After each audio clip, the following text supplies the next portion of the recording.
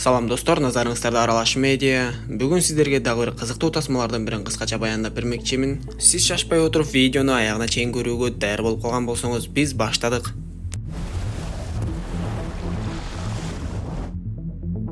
Тасма бир авиакомпаниянын кызматкерлери эс алып отурган жеринен башталат. Капитан Рич микрофондон ар нерселерди сүйлөп кесиптештерин күлкүгө салып жатты. Ал эми капитандын жардамчысы Бен болсо тынчтыкты самап, кийинки каттамдарга даярданып эс алып жаткан болчу. Ага аялы телефон чалганда каттамдардын аябай көп экендигин айтып, бирок үйгө болушунча эртерээк барганга аракет кылаарын айтат. Ошентсе да ал негедир үйүнө кайткысы келбей, жетекчиликтен дагы да көбүрөөк каттамдарга чыгарууну суранат. Ал эми кийинки көрүнүштө биз аэропорттогу жүргүнчүлөрдү көрө баштайбыз. А дегенде эле биз өтө бай жүргүнчү Дэн деген адам менен таанышабыз. Ал өзүнүн байлыгына чиренип эле көбүнчө адамдык сапаттарын жыйыштырып, эч бир жерде эрежени сактабай жүргөнүн байкайбыз. Бул жолу дагы ал аэропортто кызматкерлердин каршы чыкканына карабай чылымын чегип турду. Анысы аз келгенси планшетинин кубаттуулугу түгөнүп калганда, аны кубаттагычка үзүлгөнү калган электр зымдары менен туташтырып коет да, жүк баштыгына салып андан ары киргизип жиберет. Ал жакта кубаттагыч туташтырылып турганын болсо кызматкерлерден жашырып койду. Сканер бөлүмүнөн болсо кээ бир кызматкерлер кунт коюп карабай койгондугунан улам Дендин кубаттоочу батарейкасы ошондон ары жүк бөлүмүнө кирип кетти.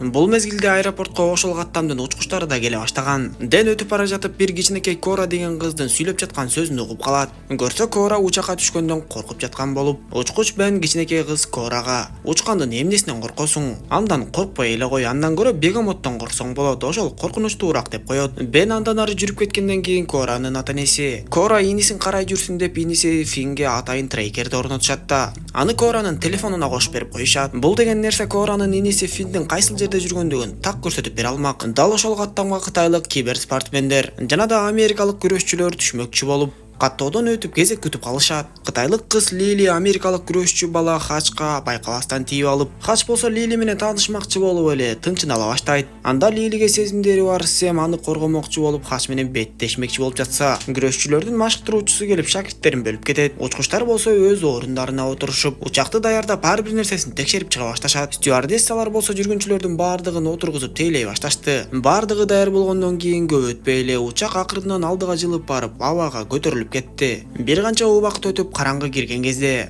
учкучтар учакты текшерилген багыт боюнча кармашып, азырынча баардыгы тынч, эч нерседен бейкапар баратышты. Кора өз иштери менен отурганда анын иниси Фин планшетте оюн ойноп отуруп, планшеттин кубаттуулугу түгөнгөн кезде жанында ата-энеси жок экендигин байкап, ары бери басып ата-энесин издеп жөнөйт. Мет деген адам дагы планшеттен дал ошондой оюнду ойноп жаткандыгын көрүп кызыгып карап туруп калса, Мет дагы аны байкап өз планшетин берип ойното баштайт. Дал ушул учурда жүктөр салынган бөлүмдө жанагы Дэн деген адамдын планшети сайылып турган кубаттоочу түзүлүштө өрт чыга баштайт. Себептин баары үзүлгөнү калган электр чубалгысында болчу. Барына чексиз.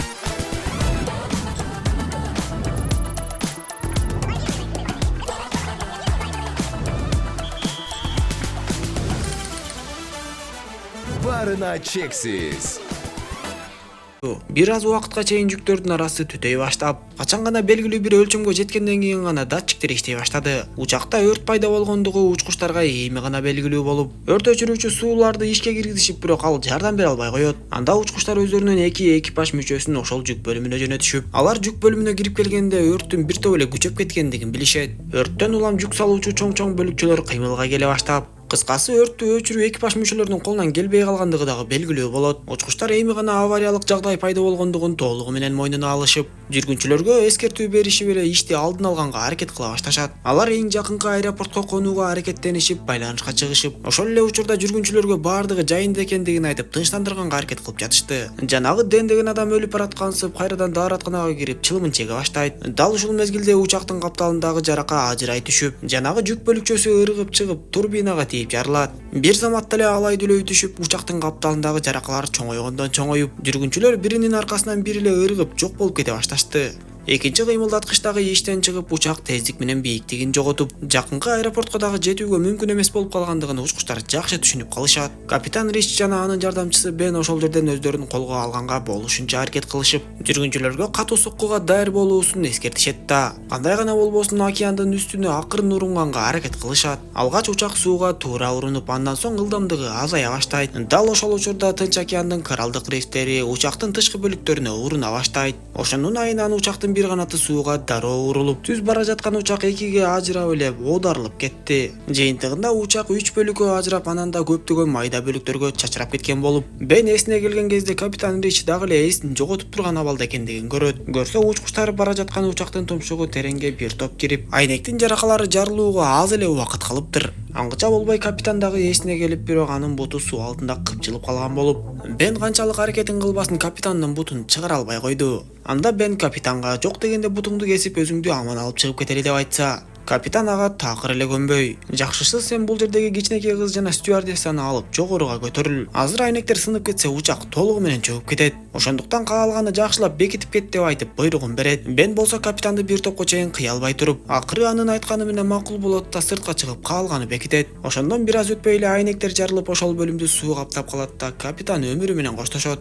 Ал эми учактын ортоңку бөлүмүндө эң көп адамдар тирүү калган болчу. Бул жерде жанагы кытайлык жана америкалык спортчулар жана башка бир канча жүргүнчү менен Ден дагы бар болчу. Бирок Сэм Лилини ары издеп бери издеп такыр эле таба албай жатты. Лили болсо таптакыр эле сууга түшүп калган болуп, эптеп учактын бир бөлүкчөсүнө чыгайын деп жатса, аны бир нерсе буттан артка тарткандай болот. Кайрадан жанталашып учактын темиринин үстүнө чыгып, бутун бир нерсе тиштеп кеткендигин көрүп ыйлай баштайт. Биз ошондо албетте бул жерде акулалардын тобу чекесинен пайда боло баштаганын түшүнөбүз. Учактын арткы бөлүгү болсо тикесинин тик бойдон кирип рифке сайылып калган болуп, ал жакта баягы кичинекей бала Фин жана ага планшет ойнотуп отурган Мет деген адам, стюардесса Зои жана жашы өтүп калган дагы бир аял тирүү калган экен. Көпчүлүк жүргүнчүлөр биринчи соккуда эле мерт кетишиптир. Дароо эле Мет ошол бөлүктүн эшигин ачайын деп аракет кыла баштаса, Зои аны токтотуп, эгер ачсаң бул бөлүкчөнү дагы суу каптап кетет. Эң башкысы эч нерсеге тийбей туралы деп чакырат. Ал эми учактын ажырап кеткен алдыңкы бөлүгүндөгү Бен жана стюардесса сыртка чыгышып, Бен айлана тегерегин карап эле андан ары эмне кылаарын ойлоно баштайт. Учактын ортоңку бөлүгүндө кошумча авариялык маячок бар болчу.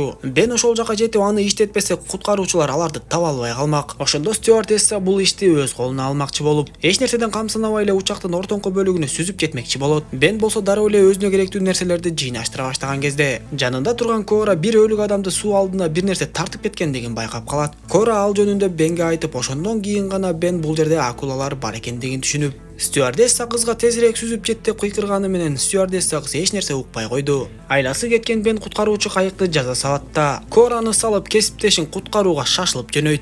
Бирок ал канчалык аракетин кылбасын, ал жеткенчекти эле акула стюардесса кызды бир-эки жолу жарадарлап, эми жетип куткарайын деп калганда биротоло тартып сүйрөп кетет. Ошону менен эле токтоп калбай ачкөз акула кайыкка дагы кол салганга аракет кылды. Ал эми учактын ортоңку бөлүгүндө болсо титирөөлөр болуп, учактын кээ бир бөлүктөрү сына баштагандыктан баарыбыз тең бул жака чыгып албай төмөндөп суу жака түшөлү.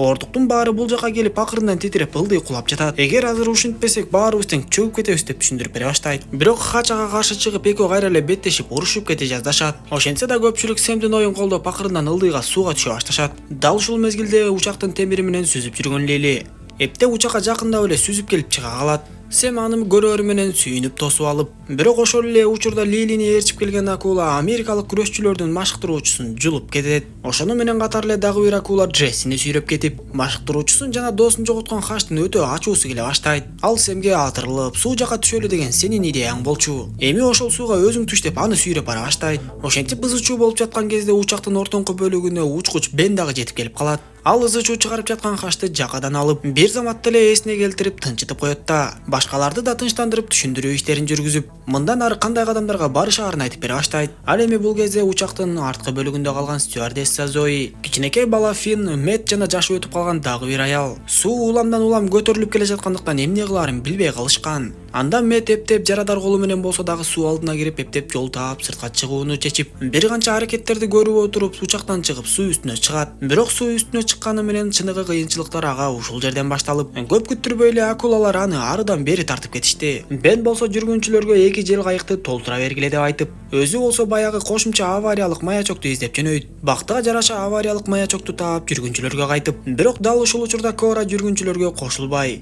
ата-энемди издейм деп учактын аркы тарабына басып бараткандыгын көрүп калат. Акулалар дагы сууга кирген Корага дароо эле зуулдап жөнөшүп, бактыга жараша Бен келип Кораны артка көтөрүп кеткенге жетишип калат. Дал ушул мезгилде учактын бөлүгү дагы да сынып, чөгө баштап, Бен Кораны көтөргөн бойдон кайыкка түшкөнгө жетишпей сууга түшүп кетет. Ал жанталашып эле кичинекей кызды кайыкты көздөй берип, чоң толкундан улам жанагы Ден деген адам дагы кайыктан кулап кеткен болот. Ден дагы Бен дагы кайыкка чыгууга жанталашышып, Бен Кораны куткарууга кеткенде авариялык маячокту Денге берип кеткендиктен, Ден өзүнүн жанын куткаруу үчүн авариялык маячокту сууга таштап, керек болсо аны тартып жаткан дагы бир адамды сууга кулатып өзү кайыкка чыга баштайт. Ошол толкундан улам жанагы спортчулар Сэм менен Хач дагы кайыктан кулап алыстап кеткен болуп, Сэм эси ооп калган Хачты көрүп, ал дайыма Сэмге каршы туруп жаткан болсо дагы аны куткарууга аракетин кылат. Эптеп кайыктын үстүнө чыгышканда Бен жанагы Денден авариялык маячоктун кайда экендигин сурап, Ден болсо авариялык маячокту сууга кулатып жибергендигин айтат. Анда Бен ачууланып, бул биздин аман калышыбыз үчүн жападан жалгыз мүмкүнчүлүк болчу деп айтса, Ден өз күнөөсүн сезип да койбой.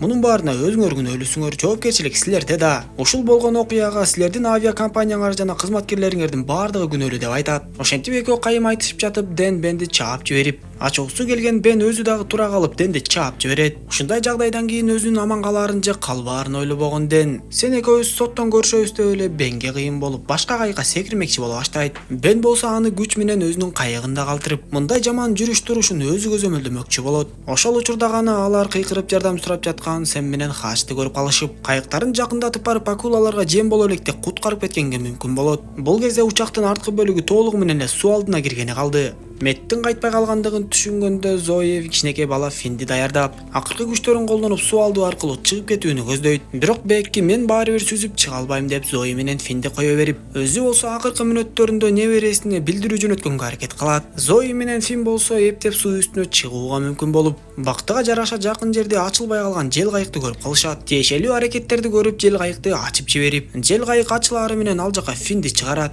Андан соң өзү да чыкканга аракет кылып, бирок анын тынымсыз кыймылдап жаткан буттары акулалардын көңүлүн өзүнө тез эле буруп коет. Бирок акулалар олжону бири-бири менен талашып калган учурдан пайдаланып, Зои кайыкка чыгып келгенге жетишет. Ошенткен күндө дагы анын бир буту бир топ эле жарадар болуп калгандыгын көрөбүз. Өзүнүн бутун өзү таңганга аракетин кылып жатып эсин жоготуп, Фин болсо аны ойготконго аракет кылып, бирок ойгото албай коет. Эмне кылаарын билбей кайыктын ар кайсы жагын карап жаткан кезде, акуланын төмөн жактан турган соккусунан улам Фин кайрадан сууга кулап кетет. Жогору жактан тик учак өтүп баратканда тирүү калган адамдардын баардыгы кол булгалап билдиргенге аракет кылышып, бирок учак аларды байкадыбы же байкабай калдыбы белгисиз бойдон калат. Түндүн бир маалында гана тик учак ошол аймактарды издөөгө келди. Учактын кулагандыгы боюнча жакынкы аймакта жүргөн балык улоочу кемеге дагы кабар берилет. Ошондо ал кемедеги балыкчылар дагы аман калгандар болсо куткаралы деп жөнөштү.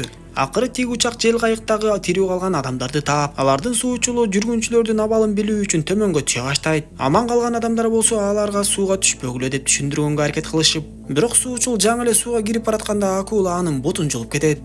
Өтө аянычтуу көрүнүш болуп, тик учактагылар аны кайрадан көтөрө башташканда, суудан секирип чыккан чоң акула суучулду толугу менен тиштеп кетет. Жыйынтыгында зым аркан дагы тартылып, тик учак тең салмактуулугун жоготуп, ары бери чайпалып барып эле тик учактагы сууга кулап кетет. Мындай аянычтуу көрүнүштөн кийин баардыгы тең кайрадан тынчып калышып, бир аздан кийин гана жүрөк сүйүнтүп жакын жердеги кеме көрүнөт. Бен ага дароо эле таап алган ракетасы аркылуу белги берип, бирок кеме жүргүнчүлөр тарапка суу алдында орчоюп чыгып турган коралл рифтеринен улам келе албай коет. Тик учак кулаганда жүргүнчүлөрдүн бир кайыгы оодарылып, баардыгы тең араң чыгышкан болчу. Ошондо кичинекей кыз Кора кайыкка жете албай чоң темирдин үстүнө чыгып алыптыр. Анда Бен Кораны тездик менен куткарып келүү үчүн тобокелге барып, жанталашып сүзүп барат да Кораны алып кайрадан артка сүзө баштайт. Дал ошол учурда аны бир канча акулалар тегеректей башташты. Бен өтө шамдагайлык менен бир чыгып келген акуланы атып жибергенге жетишип, бир аз үркөгөн акулалар кайрадан эле кол салайын деп калышканда, негедир эле баардыгы тең адамдарга кызыгуусу жоголуп, кеме жакты көздөй сүзүп кете башташат. Көрсө кемедеги балыкчылар кармаган балыктардын баардыгын сууга ташташып, эптеп акулаларды алаксытуунун амалын ойлошуптур. Дал ушундай жагдайдан кийин гана Кора менен Бен аман калышты.